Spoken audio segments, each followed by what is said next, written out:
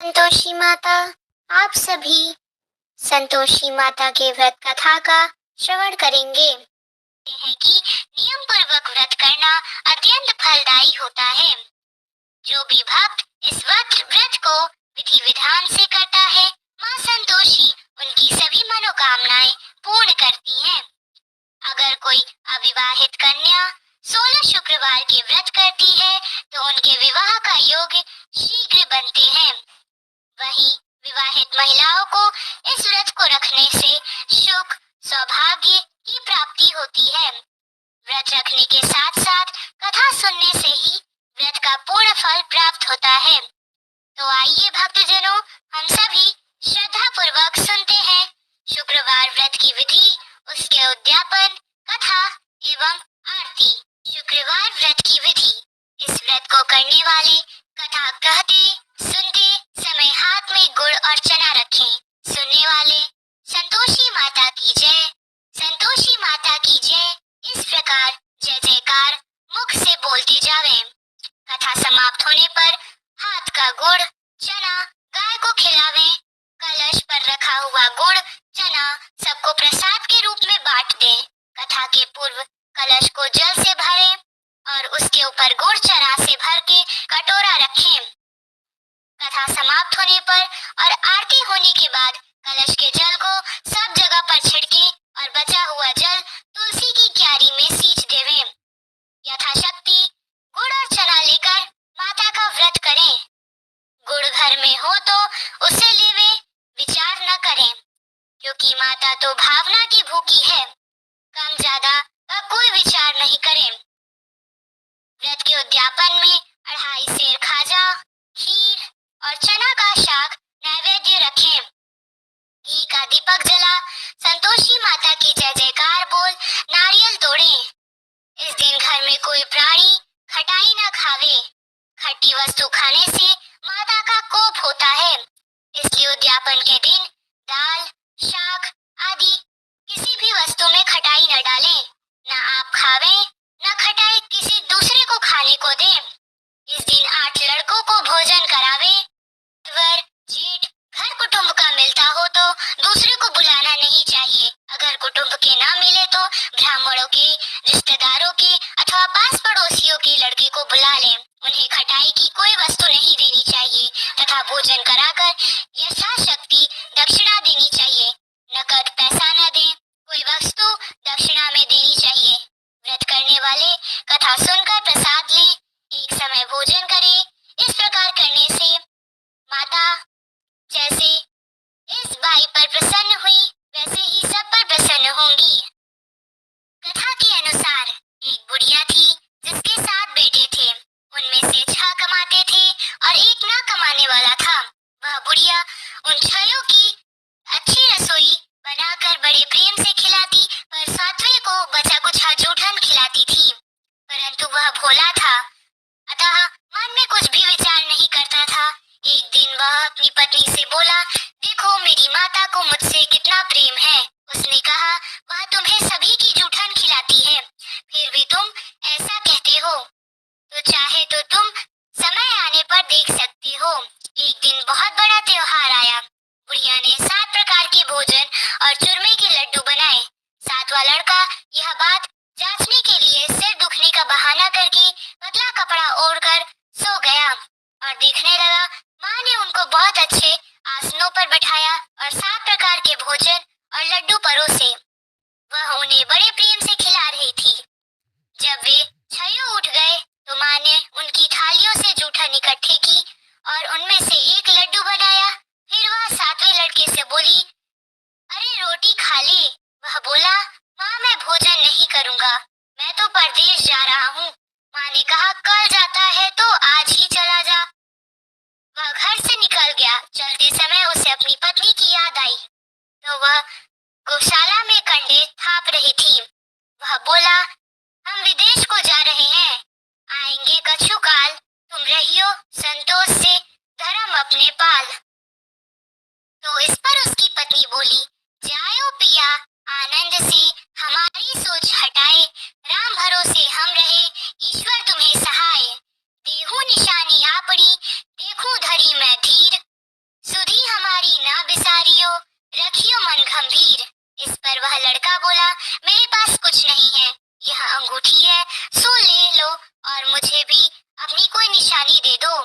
वह बोली, मेरे पास क्या है, यह गोबर भरे हाथ है।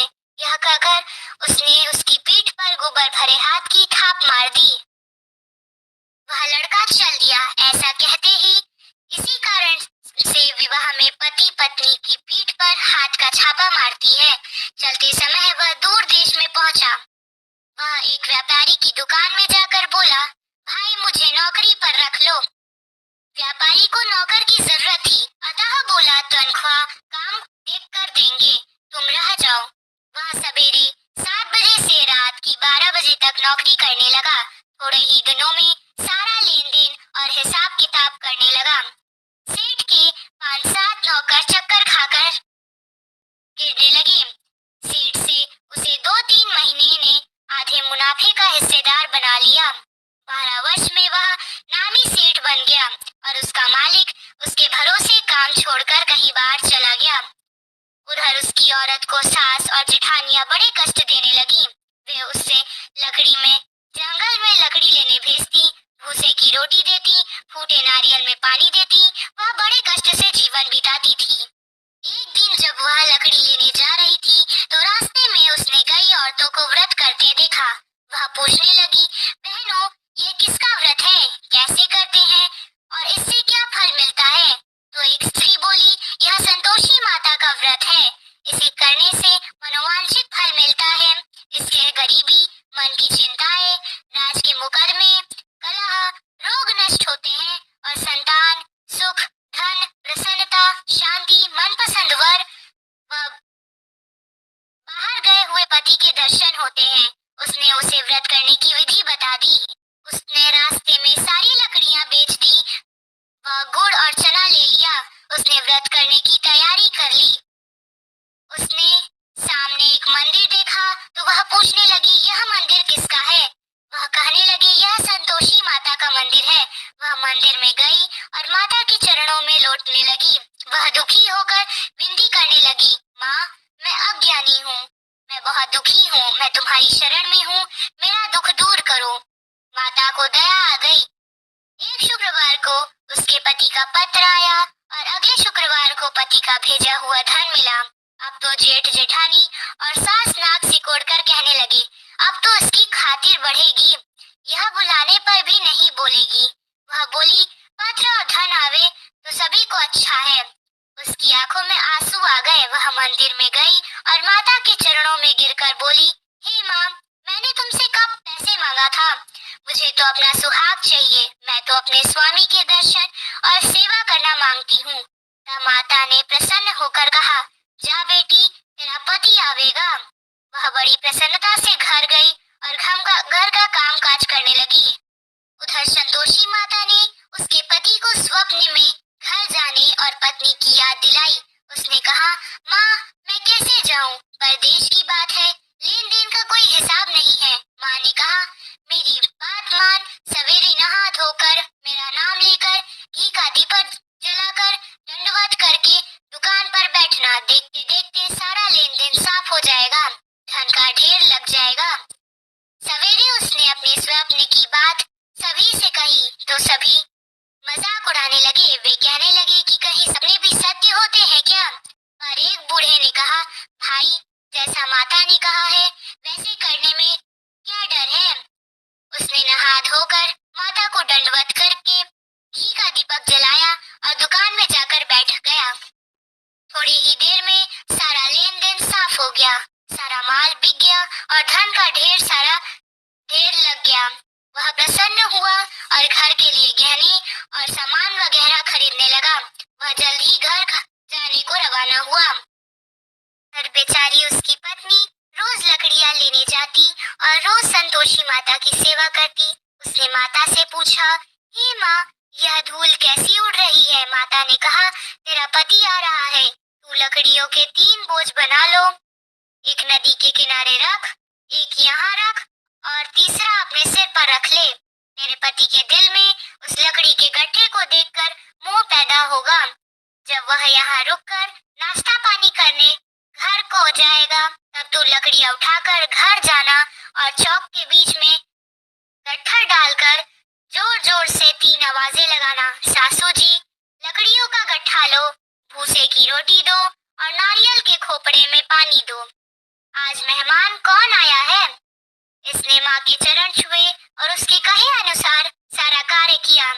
वह तीसरा गट्ठा लेकर घर गई और चौक में डालकर कहने लगी, सासू जी, लकड़ियों का गट्ठा लो, भूसे की रोटी दो और नारियल के खोपड़े में पानी दो। आज मेहमान कौन आया है? यह सुनकर सास बाहर आकर कपट भरे वचनों से उसके दिए हुए कष्टों को भुला ले गए और कहने लगी, बेटी, तेरा पति आया है, आ मीठा भात और भोजन कर और गहने कपड़े पहन। अपनी माँ के ऐसे वचन सुनकर उसका पति बाहर आया और अपनी पत्नी के हाथ में अंगूठी देखकर व्याकुल हो उठा। उसने पूछा, यह कौन है? माँ ने कहा, यह तेरी बहू है। आज 12 वर्ष हो गए। यह दिन भर घूमती फिरती है, काम काज करती नहीं है, तुझे देखकर नखरे करती है। वह बोला, ठीक है, मैंने तुझे और इसे देख लिया है, अब मुझे दूसरे घर की चाबी दे दो, मैं उसमें रहूंगा। माँ ने कहा, ठीक है, जैसी तेरी मर्जी, और उसने चाबियों का गुच्छा पटक दिया। उसने अपना सारा सामान तीसरी मंजिल के ऊपर के कमरे में रख दिया। एक ही दिन में वे राजा के समान ठाट बाट वाले बन गए। इतने में ही अगला शुक्रवार आया। बहू ने अपने पति से कहा, मुझे संतोषी माता के व्रत का उद्यापन करना है। वह बोला, बहुत अच्छी बात है, खुशी से कर लो। जल्द ही उद्यापन की तैयारी करने लगी। उसने जेठ के लड़कों को जीमने के लिए कहा। उन्होंने मान लिया। पीछे से जेठानियों ने अपने बच्चों को सिखा दिया, तुम खटाई मांगना जिससे उसका उद्यापन पूरा न हो। लड़कों ने जीम कर खटाई मांगी। बहू कहने लगी, भाई, खटाई किसी को नहीं दी जाएगी, यह तो संतोषी माता का प्रसाद है। लड़के खड़े हो गए और बोले, पैसा लाओ। वह भोली कुछ न समझ सकी, उनका क्या भेद करना। उसने पैसे दे दिए और इमली की खटाई मंगाकर खाने लगे। इस पर संतोषी माता ने उस पर रोष किया। राजा के दूत उसके पति को पकड़ ले गए। वह बेचारी बड़ी दुखी हुई और रोती हुई माता जी के मंदिर में गई और उनके चरणों में गिरकर कहने लगी, हे माता, यह क्या किया? हंसाकर अब तो मुझे रुलाने लगी। माता बोली, पुत्री, मुझे दुख है कि तुमने अभिमान करके मेरा व्रत तोड़ा है और इतनी जल्दी सब बातें भुला दी। वह कहने लगी, माता, मेरा कोई अपराध नहीं है, मुझे तो लड़कों ने भूल में दल दिया, मैंने भूल से ही उन्हें पैसे दे दिए। माँ, मुझे क्षमा करो, मैं दोबारा उद्यापन करूंगी। माता जी बोली, जा, तेरा पति रास्ते में ही आता हुआ मिलेगा। उसे रास्ते में उसका पति मिला। उसके पूछने पर वह बोला, राजा ने मुझे बुलाया था, मैं उससे मिलने गया था। वे फिर घर चले गए। कुछ ही दिन बाद फिर शुक्रवार आया। वह दोबारा पति की आज्ञा से उद्यापन करने लगी। उसने फिर जेठ के लड़कों को बुलवा दिया। जेठानियों ने फिर वही बात सिखा दी। लड़के भोजन की बात पर फिर खटाई मांगने लगे। उसने कहा, खटाई में तो कुछ भी नहीं मिलेगी, आना हो तो आओ। यह कहकर वह ब्राह्मणों के लड़कों को लाकर भोजन कराने लगी। यथाशक्ति उसने उन्हें दक्षिणा दी। संतोषी माता उस पर बड़ी प्रसन्न हुई। माता की कृपा से 9वें मास में उसमें एक चंद्रमा के समान सुंदर पुत्र हुआ। अपने पुत्र को लेकर वह रोजाना मंदिर जाने लगी। एक दिन संतोषी माता ने सोचा कि यह यहाँ रोज आती है, आज मैं इसके घर चलूं, इसका सासरा देखूं।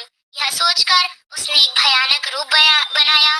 गुड़वा चने से सना मुख, ऊपर को सूंड के समान होठ, जिन पर मक्खियां भिनभिना रही थी।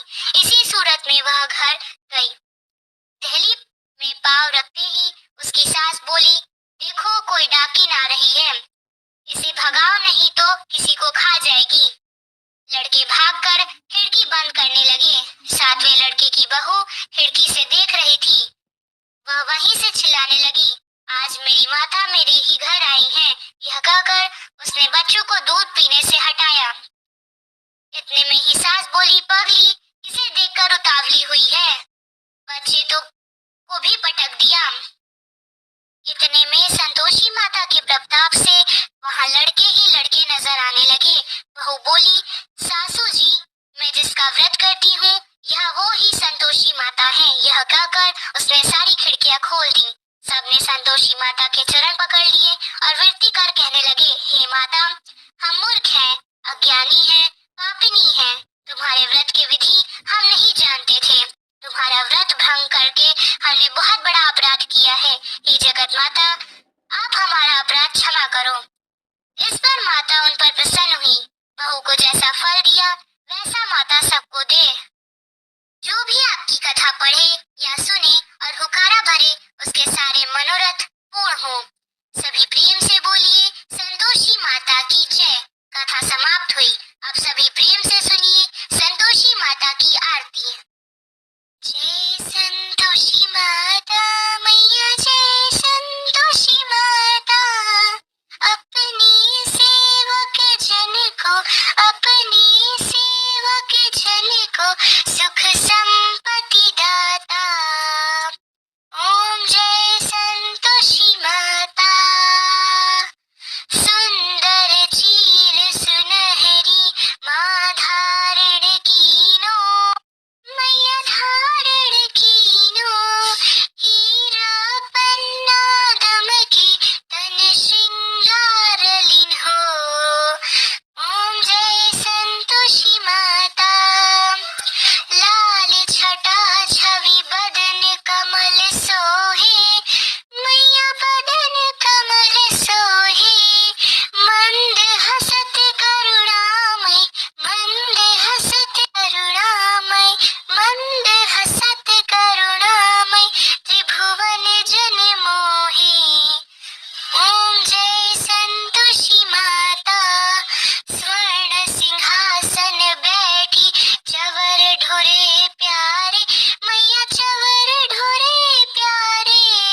धूप दीप मधुमेवा, धूप दीप मधुमेवा, भोग धरे न्यारे। ओम जय संतोषी माता। गुण अरुचना परम प्रियता में संतोष कियो, मैया में संतोष कियो। संतोषी कहलाई, संतोषी कहलाई, भक्तन वैभव दियो। ओम जय संतोषी माता। जय शुक्रवार प्रिय मानत आज दिवस सोही, मैया आज दिवस सोही। भक्त मंडली छाई कथा सुनत मोही। ओम जय संतोषी माता। मंदिर जगमग ज्योति मंगल ध्वनि छाई, मैया मंगल ध्वनि छाई। विनय करे हम बालक, विनय करे हम बालक, हम भक्त जन चरणन सिर नाई। ओम जय संतोषी माता। भक्ति भावमय पूजा अंगीकृत कीजिए, मैया अंगीकृत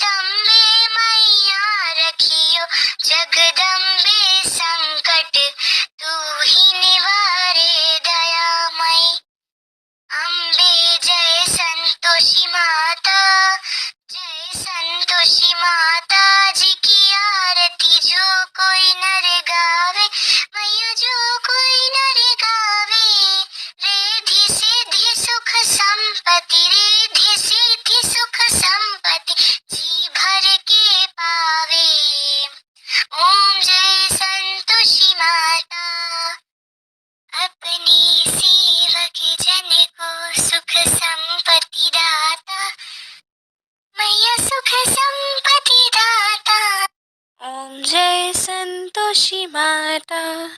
भी प्रेम से बोलिए संतोषी माता की जय। अगर आपको यह वीडियो पसंद आई हो तो चैनल को लाइक और सब्सक्राइब कीजिएगा और कमेंट में जय संतोषी माता जरूर लिखिएगा।